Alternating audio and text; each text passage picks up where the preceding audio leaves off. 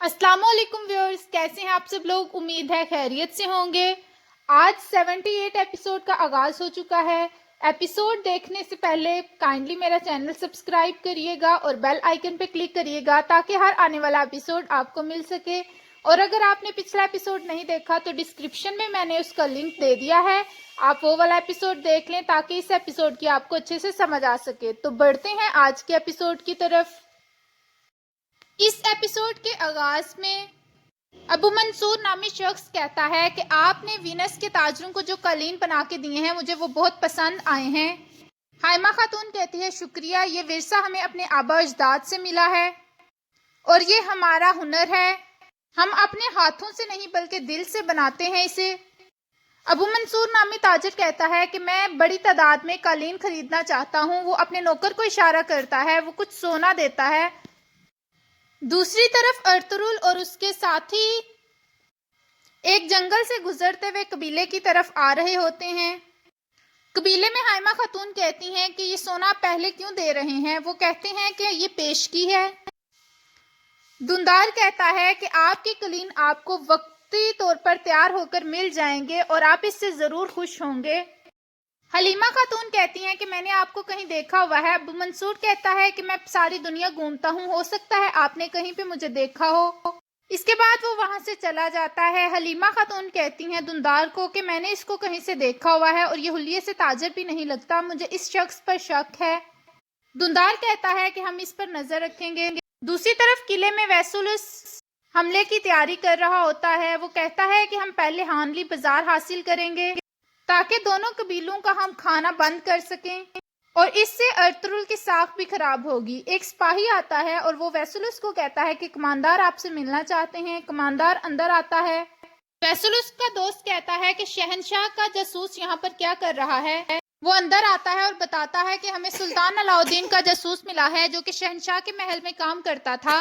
वो जख्मी है और वो किसी से मिल रहा था, अब वो हमें नहीं मिल रहा, हमें आपकी मदद की जरूरत है।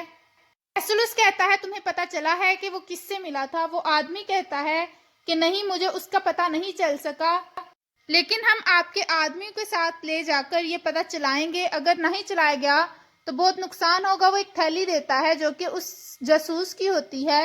वैसुलस कहता है थैली देखकर कि मैं जानता हूँ कि उसको किस तरह से पकड़ना है। उसके बाद वो निकोलस को कहता है कि अपने साथियों को लो और मेरे साथ आओ।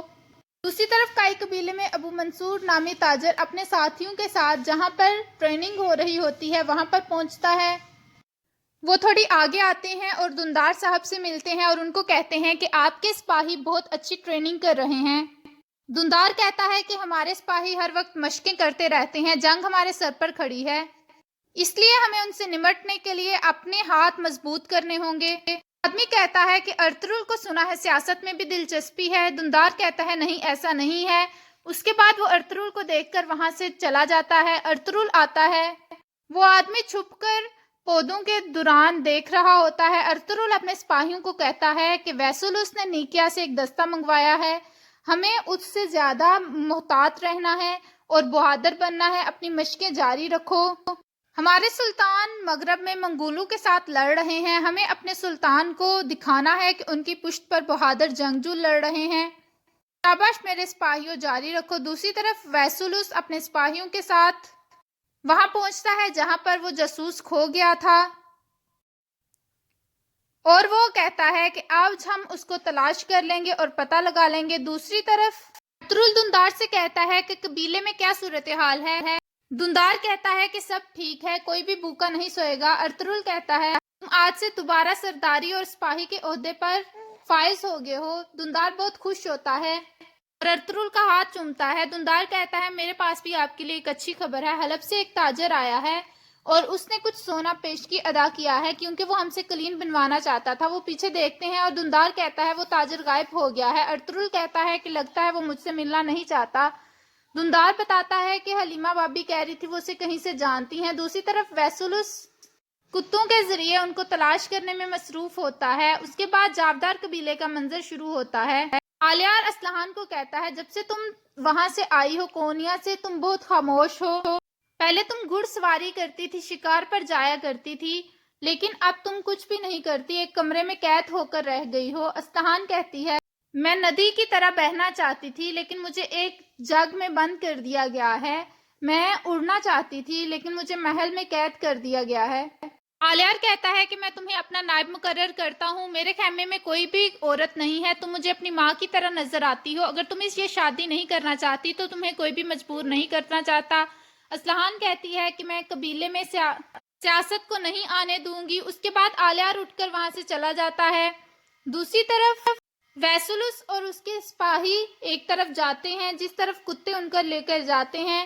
وہ ایک غار کی طرف جاتا ہوا رستہ ہے. ایک سپاہی بتاتا ہے کہ یہاں پہ ایک طرف غار ہے. ویسولس کہتا ہے وہ ضرور وہاں پر ہی چھپے ہوں گے.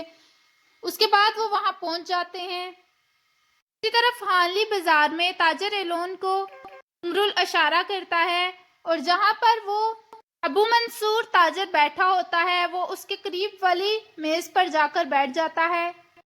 وہ بازار کے تاجروں سے پوچھتا ہے کہ یہاں کے حالات کیا ہیں. وہ کہتے ہیں کہ ارطغرل صاحب ہمارے ساتھ بہت اچھے ہیں. انہوں نے جو تاجر چاہتے ہیں ان کو بلا سود قرضے بھی دینے کا وعدہ کیا ہے اور تمام محصولات بھی ختم کر دیے ہیں. اس کے بعد وہ علیکو سے کہتا ہے کہ یہاں کے تمام لوگوں کو اچھا سا کھانا پیش کرو. علیکو باہر آ جاتا ہے اور باورچی کو کہتا ہے کہ ان کو کھانا پیش کیا جائے اور پھر دمرل کے پاس آتا ہے اور وہ کہتا ہے کہ اس نے تمام آدمی اپنے میز اپنے آدمیوں سے بھر دیے ہیں اور وہ سب اس کے تابع ہیں. دمرل کہتا ہے کہ اگر وہ رات یہاں رکتے ہیں تو ہم پوری رات جاگتے رہیں گے. اس کے علاوہ میں قبیلے جا کے ارطغرل صاحب کو خبر کرتا ہوں اس آدمی کے بارے میں. مجھے اس کی کچھ مشکوک حرکتیں نظر آ رہی ہیں. دوسری طرف ویسولس غار کی طرف جاتا ہے اور وہاں پر ایک آدمی سویا ہوتا ہے.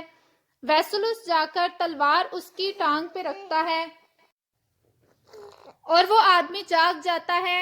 ویسولس اسے کہتا ہے کہ تمہیں نظر نہیں آ رہا کہ میں کون ہوں.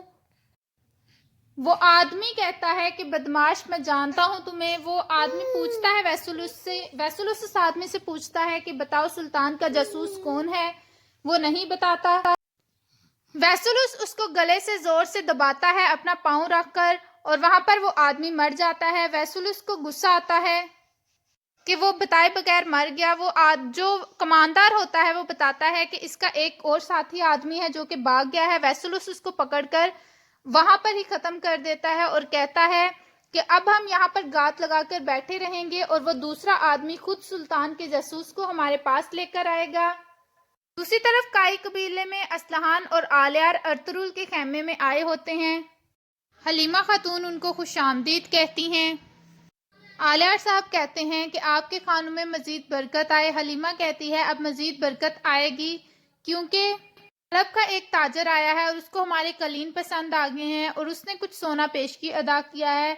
اسلحان خاتون کہتی ہیں بہت مبارک ہو. ہمارے قلینوں کی دھوم پوری دنیا میں مچ گئی ہے. اس کا مطلب ہے ارطغرل کہتا ہے کہ مجھے فی الحال اس آدمی پر شک ہے. وہ کچھ بھی چھوڑے بغیر قبیلے سے غائب ہو گیا ہے. آلیار کہتا ہے کہ وہ اپنا سونا چھوڑ کر کس طرح سے غائب ہو سکتا ہے. ارطغرل کہتا ہے کہ یہ معمہ بھی جلدی حل ہو جائے گا. انشاءاللہ اس کی نیت اچھی ہی ہوگی. فی الحال دیکھتے ہیں کہ اس میں کیا مسئلے مسائل ہیں. دوسری طرف دمرل خیمے میں آتا ہے اور وہ بتاتا ہے کہ ابو منصور نامی تاجر سرائے میں آیا ہے اور وہ ہر کسی سے اچھی گفتگو کر رہا ہے. وہ جہاں بیٹھتا ہے اس کے ارد گرد لوگ اکٹھے ہو جاتے ہیں. ارطغرل کہتا ہے تو وہ قبیلے میں کوئی بھی سراغ چھوڑے بغیر اب سرائے میں پہنچ گیا ہے. دمرل کہتا ہے کہ اس نے تمام لوگوں کو کھانا دیا ہے. اس کے علاوہ وہ سیاست پر بھی بات کر رہا تھا اور اس نے تجارت کے بارے میں بھی بات کی ہے. ارطغرل دمرل سے کہتا ہے کہ اس پر نظر رکھو.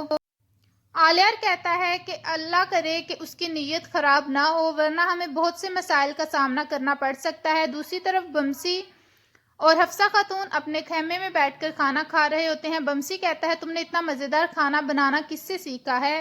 حفصہ خاتون کہتی ہیں کہ میں نے حائمہ خاتون سے سیکھا ہے. بمسی کہتا ہے کہ میں بہت خوش ہوں. اگر میرے دوست مجھے اتنا خوش دیکھ لیں تو وہ جلن کے مارے کڑ کے مر جائیں. میں ان کو دکھانا چاہتا ہوں کہ میں کتنا خوش ہوں. وہ مجھے کہہ رہے تھے کہ آ کر میرے ساتھ کھانا کھاؤ. میں نے ان کو کہا کہ میں اپنی بیوی کو اکیلا چھوڑ نہیں سکتا. حفصہ خاتون کہتی ہیں کہ آپ کو چاہیے کہ آپ ان کے ساتھ رہیں تاکہ وہ یہ نہ سمجھیں کہ آپ شادی کے بعد بدل گئے ہیں. بمسی کہتا ہے نہیں میں نہیں جاؤں گا. حفصہ خاتون کہتی ہے چلے جاؤ. پھر بمسی چلا جاتا ہے. دوسری طرف حلیمہ خاتون کھانا کھا رہی ہوتی ہیں، اصلحان خاموشی سے بیٹھی ہوتی ہے۔ حلیمہ خاتون کہتی ہے کہ مجھے تم کچھ اچھی نہیں لگ رہی، کیا تم اپنی شادی کو لے کر پریشان ہو؟ اصلحان کہتی ہے نہیں، میں یہ سوچ رہی ہوں کہ میں آپ کے ساتھ قلین نہیں بنوا سکوں گی۔ حلیمہ کہتی ہے کہ ہم تمہارے بغیر ہی بنانے پڑیں گے، لیکن ہم تمہیں بہت یاد کریں گے۔ حلیمہ خاتون کہتی ہیں کہ تم اس شادی میں خوش کیوں نہیں لگتی مجھے؟